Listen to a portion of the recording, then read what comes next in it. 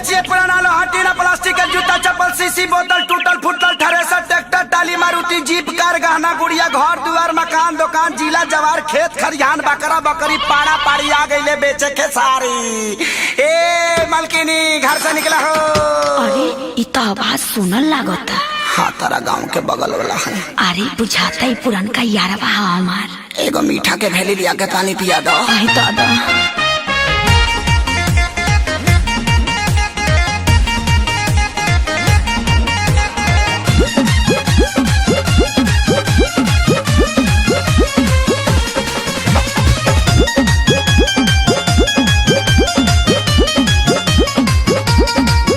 अरे प्यारी के तोहरा असर हमारा पपड़ल बा भारी, तोहरा चक्कर में करे जा हम बन गईनी कबड़ी।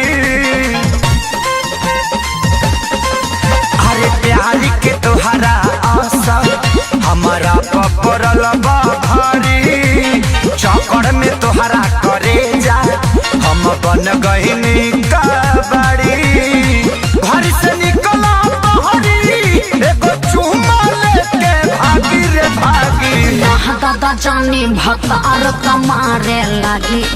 हाँ लागे लागे ना दादा जानी भतार कमारे लागे। हाँ लागे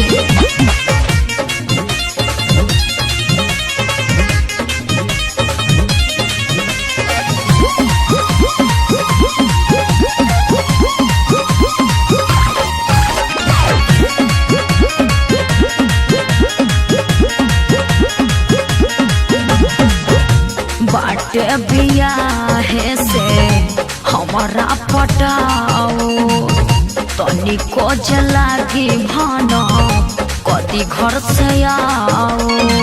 ए सुनो न मांजा हाँ होके न सके केहू के, अरे हमरा ऊपर जाने जाना एही से अपना वाला ससुर पर।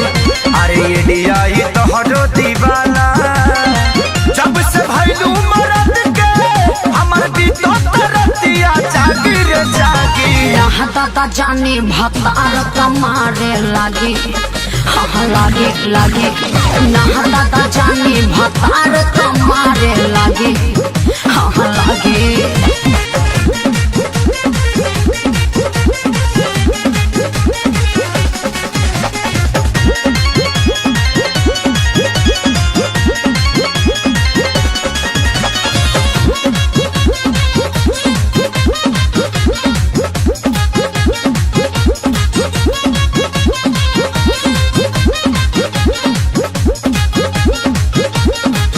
कुआरे के बात पूछो और रहे यार हो।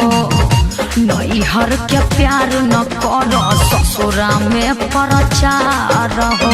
हरे सब केहू जान जाई बड़ी बेइज्जती होई। अरे अपना खेसरिया के कैसे बोल गईलू तू भूल हो, लगलू सिखाए नील कमल के मोहब्बत के रूल हो।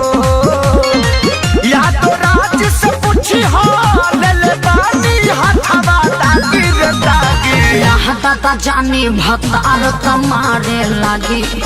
हाँ लागे लागे ना दादा जानी भतार कमारे लागे। हाँ लागे अरे प्यारी के तोहरा असर हमारा पपड़ल बा भारी, चक्कर में तोहरा करे जा हम बन गईनी कबड़ी।